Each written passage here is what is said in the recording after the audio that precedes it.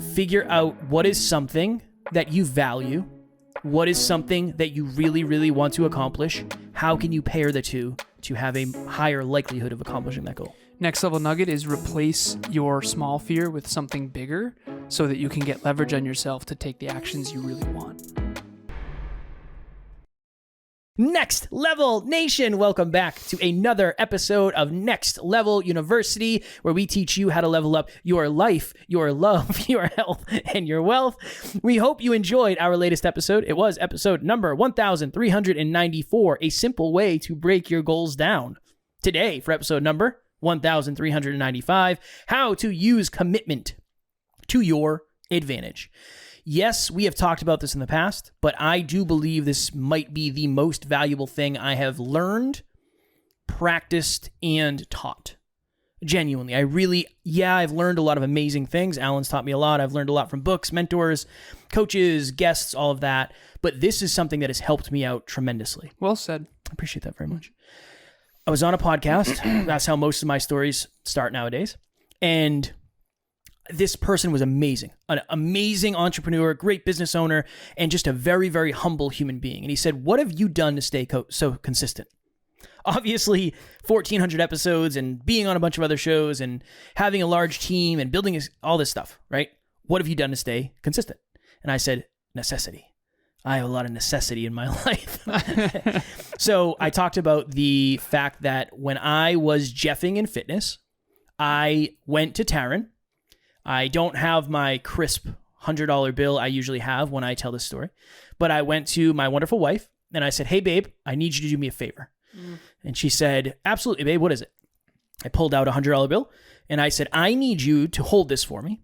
And if I do not work out for the next 7 days consecutively, if I miss a workout, I need you to rip it up in front of me. And she said, absolutely not. I'm not going to do that. And I said, babe, I promise I'm not going to let you down. It's already done in my mind because I just needed an extra layer of necessity. I needed some skin in the game. I needed some potential fear or pain for me not accomplishing this. I haven't had enough necessity. That's why I haven't been keeping up. So I talked to her and talked to her and talked to her, and I eventually convinced her to do it. And then I hit the next 7 days, I crushed the gym, and it went really, really well. And the reason I told that story on that podcast, and I tell that story here, is oftentimes we don't want to do the things that would actually get us to do the things that we know we should do. So Alan's the one who taught me about this commitment device thing. I used money because that is something that really, really influences me. But where did you originally hear of this? So it's called a commitment device. That's why we said how to use commitment to your advantage. So I have a client, shout out to you, Bradley, if you're listening. Bradley is super consistent, super disciplined, crushing it, been tracking habits for, I want to say years now. I've been coaching him for at least a year, if not a year and a half plus. And he's got 2 different spreadsheets that he's tracking on. One is peak performance tracking. One is something I call MIMS, most important metrics. And he's crushing. But he could not study. He wants these 2 licenses. So he's going for his Series 65 and his Series 7. He's a financial advisor. And he wanted to study for a half an hour every morning. And all of us, I don't care who you are, I've coached people all over the world. There's always a struggle bus habit, always. For me, it's writing consistently. It's so damn hard for me to write first thing in the morning. It's so hard. For him, it's studying for the Series 65. And so he's super consistent, super disciplined. He hasn't missed a workout. He's crushing it. Always tracks his habits, peak performer big time, right? But he cannot study. He could not study consistently. He could not. And I said, Bradley, I have something that I'm certain will work. He's like, what do you mean? And I said, I've never had this not work before. And I've done this with several clients. Here's what we're going to do. I'm going to charge you double for this session. And if you study every day from now until when we talk in 2 more weeks, and you have all 1s on your tracker, meaning check, that will pay for your next session. If not, if you miss, I'm taking your money. And I said the old me would have been bashful and not want to take your money, blah, blah, blah. This always works. It always works. Whether it's $100 with Kevin giving it to Taryn saying, rip this up in front of me if I do not go to the gym, or me with Bradley, if you don't study, and Bradley's an honest, integrous guy. He's not going to lie. He's not going to check the box when he didn't actually do it because he's only breaking a promise to himself. Okay? And so if you don't have high integrity with self, this will not work because you can just lie or distort or whatever. But if you have high integrity with self, which our community definitely does, okay, this will work. And I always use the analogy of two people want to run every day for their good health. One of them books a marathon, half marathon, in 3 months, invites their friends and family and says, please, can you be there to support me? Regardless of how well I do, please just take the day, put it in your calendar. Please be there. I would really appreciate your support. The other person just wants to run every day for their good health, but doesn't tell anyone. That first person is going to run consistently, not just because they want to run every day. That's the aspiration. That's great. But because of the fear of letting their family down, letting the people that they've committed to down. It needs to be bigger than you. I'm so convinced of this. The NLU team is more consistent because of the NLU team. I'm more consistent. Kevin's more consistent. We are more consistent because we have a community of people around us. That's why group coaching works so well as well. No one wants to let the team down. And so make it bigger than you, create a commitment device, and I promise you, you will be blown away by what you do because every excuse is going to come up when you don't want to go to the gym or when you don't want to write or you don't want to study like Bradley. The excuses are always going to be there. And you're going to take the easier road because that's human nature unless you have something Kevin referred to as necessity, against that. And honestly, I was actually thinking about this, Kev, when you were talking. It's like I would rather her burn it in front of you.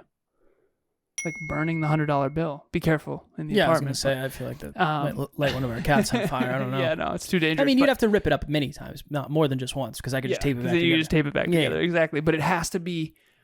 Human nature will do more not to lose than it will to win. That's just the way it works, right? Perfect example. Imagine someone breaks into your house and steals $200 from your house. That you're going to immediately call the police. You're going to do whatever you can. You're going to tackle them. You're going to whatever. But yet there's probably $200 raise at whatever work, or maybe you could do Uber or whatever. There's a million ways to make $200. Mm-hmm. And for that same amount of effort, you could go make $200. But our brains are designed to fear loss way more than to focus on gain. And that actually goes back to the last episode where we talked about quarterly goals. That's why that's so powerful, because you're benchmarking up against something smaller and you're like, okay, if I can show up daily, I'm not going to lose at the end of this quarter. And I know that, in Kevin and I's case, we're going to look at each other's goals at the end of the quarter. NLU, we look at each other's reports. We have progress reports. That's why coaching's so valuable. So if you've never had a coach or you've never done group coaching, like this isn't me trying to sell you my coaching. It's unbelievable what you're capable of when you have someone that's holding you accountable, when you have something to lose. Half my clients, sometimes they're relieved when I have to cancel a call if I ever do. And I know that. I get why. I'm the one it's my job to make sure you do it.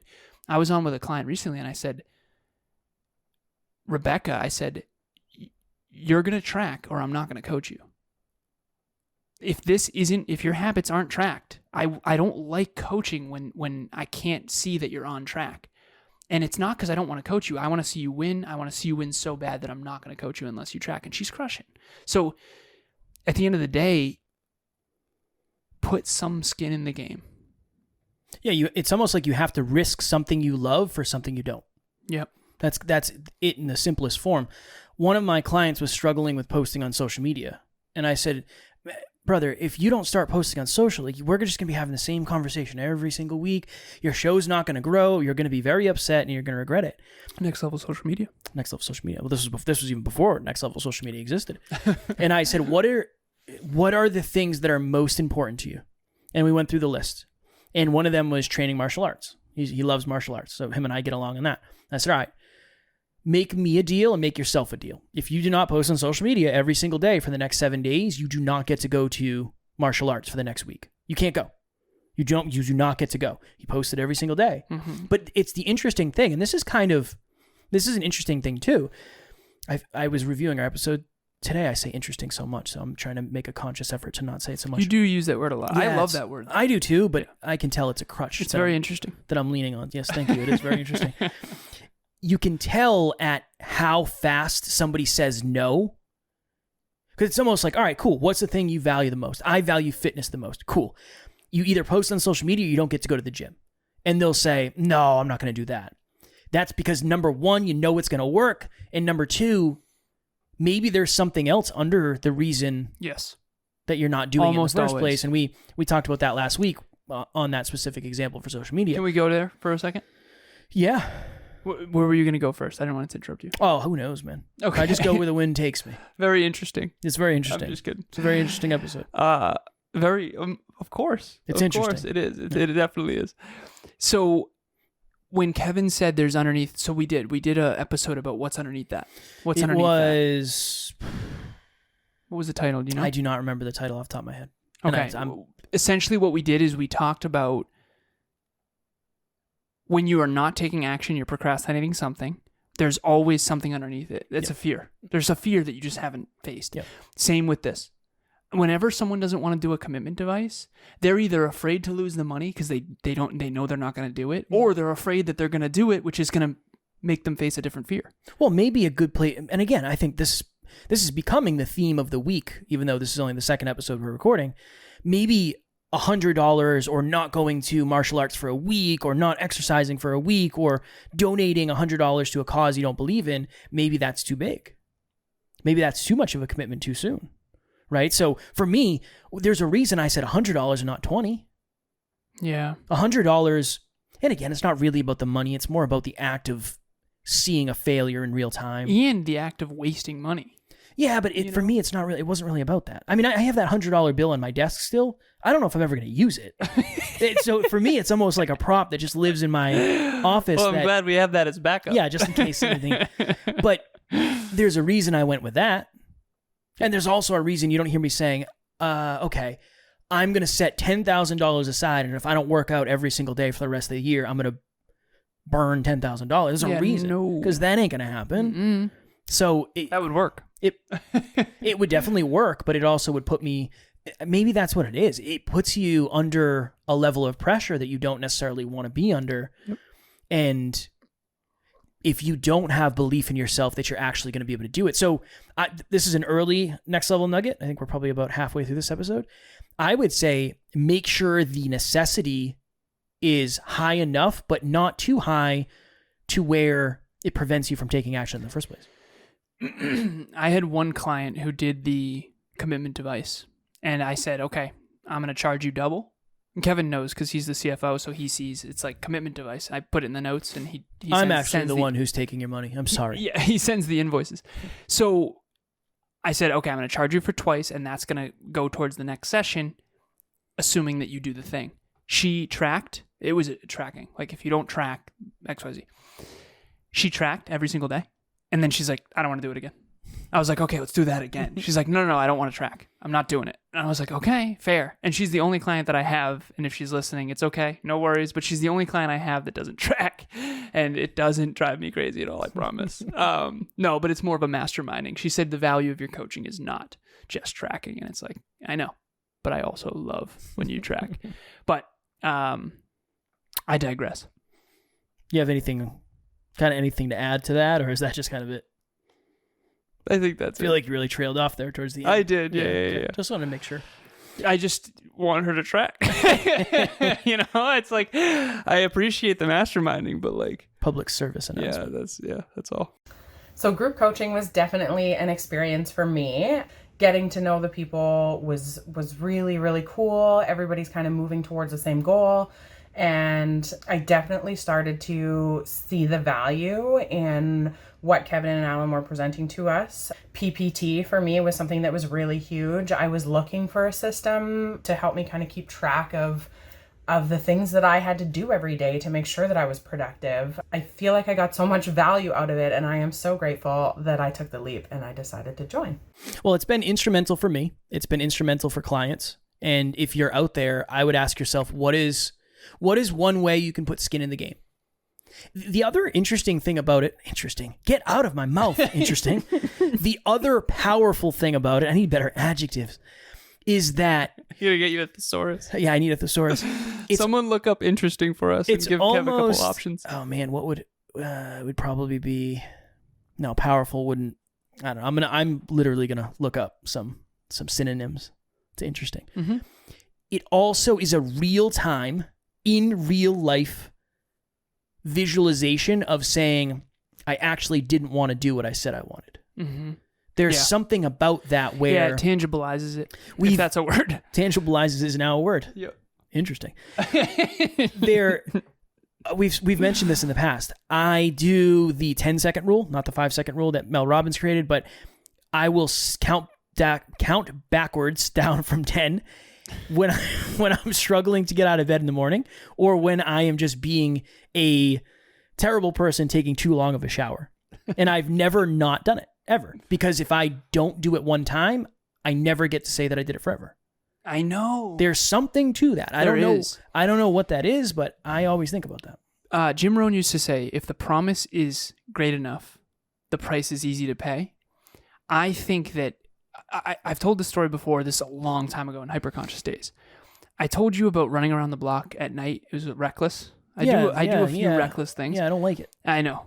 So I'm running around the block at night. It was like this 2-mile loop. If you heard about the episode about me with the deer, you'll know what I'm talking about. For the new listeners, I apologize.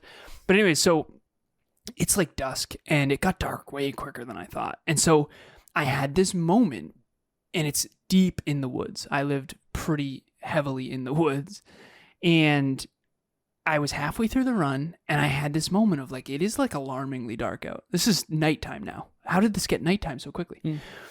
And I guess I just wasn't thinking. And I had this moment of like, okay, my neighbor texted a picture of a black bear, like in this area 3 days ago.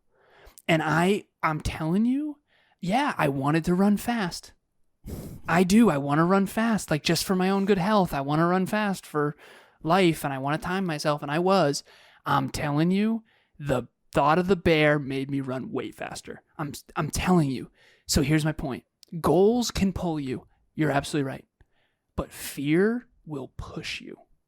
Don't overdo it, because if you overdo it, you're going to have anxiety and it's going to be detrimental. But if you do it right, you can pull and push with commitment devices and inject some fear. Excuse me. Just burped. Excuse me. I've done this with clients before. Usually I have my stone that I show on YouTube. Can I say something real quick? Of course. That's orange drink.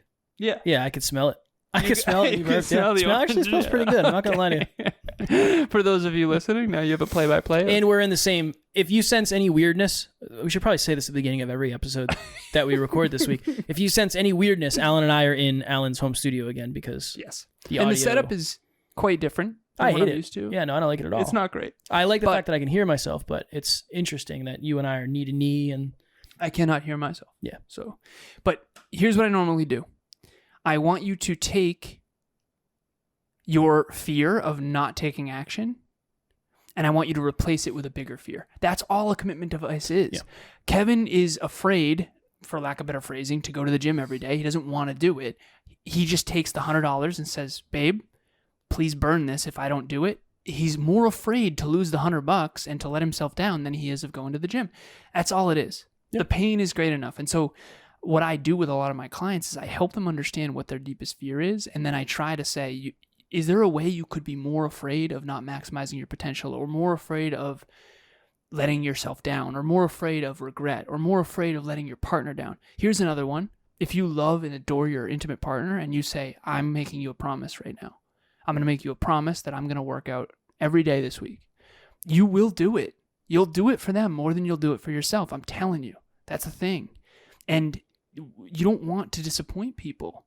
Our community especially is very others-focused, very others-driven, very heart-driven. And if you tell your intimate partner, listen, hold me accountable to this, like I'm telling you, I'm promising you, I'm going to promise you that I'm going to do this, you will find yourself way more motivated. You'll find a way. Excuses will go out the window. This is a very powerful concept. Well, and for the newer listeners, we did a 10-pound and 10-week challenge. This is the worst. This was, oh my goodness, you know how long ago this was? We were just talking about how fast time is going by. This was almost a year ago, if you can imagine that. Yeah, because it was last summer. It was last summer before I went to Colorado. So we said publicly, Alan and I will both lose 10 pounds in 10 weeks. If we both accomplish it, we're good. If Alan doesn't accomplish it, Alan doesn't get to be on the first episode after we weigh in. If I don't accomplish it, I don't get to be on the first episode after we weigh in. And if neither of us accomplish it, we will miss an episode. And we've never missed an episode since we partnered up. That's talk about necessity. Now, here's the interesting thing. Right now, I am on I don't know should I call it a diet? I'm cutting weight. I'm cutting weight for a specific date when Tara and I go to Belgium. There's a reason I didn't say it publicly on here, because it might get to the point where you decide not to do it. I decide not to do it because I don't know if it's what I want based on the amount of work, or I might say, you know what, this is becoming detrimental to my life. I don't know. We'll see. But there's a reason I didn't say it publicly. And the other reason behind it is I don't think I need to create that level of commitment device to get the result. That's the other interesting, damn it. The other thing too is I do believe I am perfectly capable of accomplishing it without that tied in. I am so in love with the fact that you're that hard on yourself with the speaking with the interesting. I appreciate it. I'm sweating profusely. That is the standards Kev has for himself. Toasty in but here. I also want you to be kind to yourself too. But I also understand. Yeah. And I also do the same thing whenever I say and I review this episode and it's like, oh my God. Last thing I promise. Yeah, sure. Okay. For that 10 pound in 10 week challenge, I was so afraid. So Kevin weighed in. He was 2 weeks early. 2 weeks early. That's how afraid I was. And I was in trouble. I was 4 pounds over 2 weeks out. And I was like in trouble. That's right up your alley. I was in some serious trouble. So I decided to cut weight by dehydrating myself. And I actually tried, this was a little reckless, I tried to do a marathon on a 90-degree day on a track, a very, very hot track. It's level set on the field, and it was reckless a little bit, but I ended up weighing in at 179. I could not believe that worked. I was so scared. Which was 11 pounds, right? Or was it 10 pounds? It was 11 pounds. You lost 11 pounds. I lost 11 pounds, but not really. Well, it's water weight. Look, I understand. It wasn't real weight. It was water weight, but I weighed in. But that's what we agreed to. We weighed in. I said the scale has to say, below 170. I'm sorry, 180. But here's the thing. If it wasn't for the commitment device and the commitment to the listeners and the commitment to Kevin and the commitment, the commitment especially to never missing an episode. Definitely. Kevin and I, when we first partnered up, we said, for better or for worse, we might not be the best business owners. We may not be the best, at other things, but we will not miss. And we never have broken that promise, and we never intend to. And so that commitment device literally got me to do something that was the hardest thing I've ever done in my entire life. And so don't go to that extreme. Yeah. Seriously. But look at what you're capable of when you leverage this tool. So use it wisely, and reach out. Let us know how it went. I would agree with you. Last thing, that you got to make sure you don't want to set something too wild, because then you put yourself between. That's why I didn't want to do it for the diet. We are way busier now than we were at this time last year. And that was detrimental to the business. It was detrimental. Because we overly focused on fitness 100%. At the expense of other things. 100%. And I know I can't do it this time. Yeah. It's just not sustainable. It's not optimal. Yeah. Next level nugget, figure out what is something that you value. What is something that you really, really want to accomplish? How can you pair the two to have a higher likelihood of accomplishing that goal? Next level nugget is replace your small fear with something bigger so that you can get leverage on yourself to take the actions you really want. We just finished filling group 11. So if you're listening to this... It's wild to say that, isn't it? It is wild, yeah. I remember when we were doing the first one. As of today, our first call with group 11 was yesterday. So if you wanted to get into group 11 and you didn't make it, please reach out to Alan and or myself. The website is not changed yet. Nothing on the back end is set up, but we can get the conversation going and we can hold your spot and then make sure you're the first to know when things do get set up. They usually happen pretty quickly. So Kevin at nextleveluniverse.com, Alan at nextleveluniverse.com. Group 12 will be here before you know it, and we don't want you to regret not doing it. It's a great opportunity for growth, and we can help you create a commitment device during the calls. By the way, our emails are always in the show notes, true? Yes. Is that true? Correct. Okay, so if you ever need our email addresses, they're in the show notes. We check our emails every single day, so please reach out. Please. Okay, what was I plugging? Oh, I was going to talk about book club. Book club. How could you forget How book could I club? forget? So book club this week was actually on Sunday, but it's every Saturday, 12:30 p.m. Eastern Standard Time. We get together. This is our 13th or 14th book. People all over the world getting together, reading next level books with next level people. And what we do is we pick 3 big ideas from each chapter, and we just talk about them, and everybody shares. You don't have to share. Some people do, some people don't, but it's a really, really great discussion. And at the end of every book club, we set an intention for the week. So it's the point of the book club is not just to contemplate, it's to create new intentions to create transformation. It really is a very transformational space, and I'm sure you've seen some testimonials come through from book club, and I love it. I hope you join. And the email, if you email us, I will register you. If you ever name book club, if you ever have a group, you're thinking of naming it, Contemplation Nation would be a really good name. So Interesting. that's the, if I can add anything to group club, book club, that would be it. To group club. We are in trouble. I've never been invited to book club, nor have I attended. Maybe one day. Well, you're not as big of a book guy. I like listening to books. Yeah. And Same. I listen to you speak enough That's a fair on assessment. the week. Tomorrow, for episode number 1396, sometimes Tell 'em. staying away is harder than leaving in the first place. Tell them. I did a post about this on Instagram and Facebook, and I got a lot of love. So I thought maybe this would resonate with our audience, and I'm excited to do it. Perfect. As always, we love you. We appreciate you. Grateful for each and every one of you. And at NLU, we do not have fans. We have family. We'll talk to you all tomorrow. Stay committed. Next Level Nation.